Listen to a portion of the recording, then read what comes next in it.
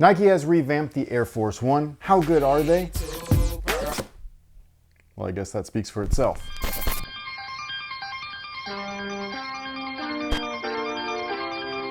Hey, what's going on, guys? My name's Chris. Welcome back to WearTesters. Today we got a detailed look and breakdown on these bad boys right here. This is the Nike Air Force One Low 01, the 2001 edition, essentially. Kind of a weird era to pull from, but when we're talking about popularity of the Air Force One, I would argue that they've always been popular. But in 01, I suppose they just hit a little bit different, especially when you got a song made after them. Now, first things first, the Nike Air Force One was introduced all the way back in 1982, designed by Bruce Kilgore, and it was the first Nike basketball product to feature Nike's Air. Now, this is the box that they come in, very similar to the original box, not original, but the original box from this time frame, the 2001 to 2002 era. This actually reminds me quite a bit of my late high school years, and this is like right when I had graduated. So I just think it's funny to see these back just like this. It's giving me crazy flashbacks. It's weird.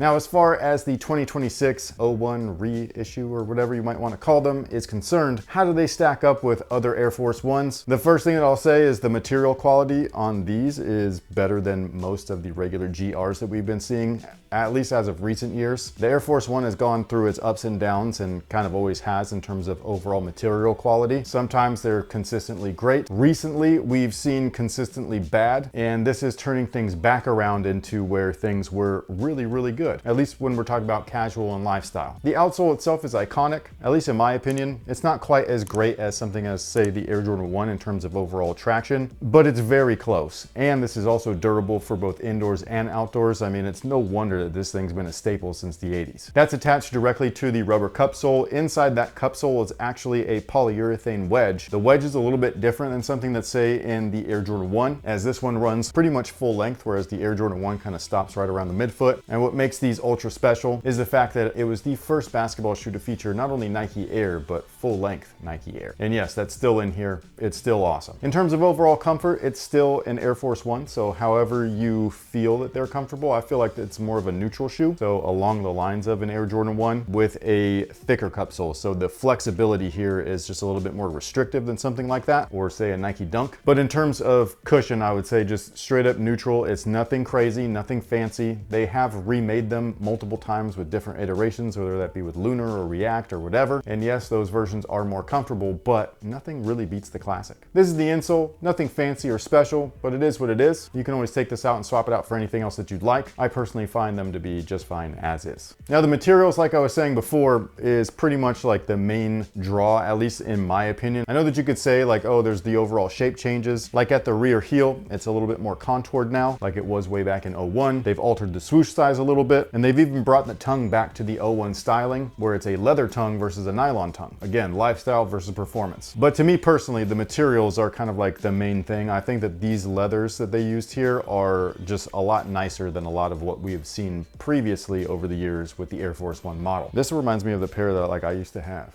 You know, like the black with the gum bottoms. Like those were like super plush and all that stuff. That was around this original time frame, that like 02, 03 era. So yeah, it's been a wild ride. Like if you're into sneakers and have been for a very long time, again, you've probably seen this shoe have its highest of highs and its lowest of lows and everywhere in between. Yeah. I would say that this is right where they're supposed to be. They're not overtly premium, but they're also not the cheapest thing on the shelf, like what I'd consider Walmart quality, which I mean, they have gotten to at some points. But yeah, every panel of leather is very nice, especially when comparing them to some of the cheaper offerings. They're not the thickest cuts, but they are still actual leather. Very thin polyurethane coat on top of that. Every panel is very soft and plush to the touch. It's gonna crease and really wear nicely, the way that an Air Force One should. Now, in terms of overall sizing, I personally go down half a size in Air Force Ones. I just feel like they fit a little bit big and roomy. Even with the restructured toe shape, I would still go down half a size. I think that they fit perfect, especially once you break them in with this nice soft plush leather. They're gonna fit you amazingly. Obviously, if you go true to size, then keep doing that. Whatever works for you, go for it. But if you're gonna ask me for my advice, going down half a size is gonna get you the best fit and ride. If you're local to the Sacramento or Elk Grove area, they are available right now over at Phenom at both locations. So go ahead and stop by, grab yourself a fresh pair of white on whites. And if you ever want to know their release procedures, all you gotta do is follow them over at Instagram, simply at Phenom Global. Now, with all that being said, what is today's viewer submitted question of the day? Are you ready to get nerdy, my friend? Didn't I already? Nerdy in a different way. let's go. Also, can I answer first? Go ahead. And can I guess your answer? Sure, do I get to know the question? What is your favorite second tier superhero team? So no X-Men, no Justice League, no Avengers, no TMNT. Wait, what? TMNT? They're a top tier team? That's what they said. Aren't they just what they are? Well, they are saying they're top tier, I guess. Okay. I mean, I'll take it. Yeah. You can say yours and then, well, actually guess it first. Guess what mine is. Is it X-Force? No. Oh. Close though. Okay. Do you want to guess mine? I have no idea. Or is it, can it be anime? Is it? Sometimes they're anime styled. You talking about Teen Titans? Yes. Like Teen Titans Go? Well, I like them second, but I like the other Teen Titans more. The first Teen Titans. Yes, the one with the good one. Yeah. Yeah, no, that series is actually like goated in my opinion. Yeah.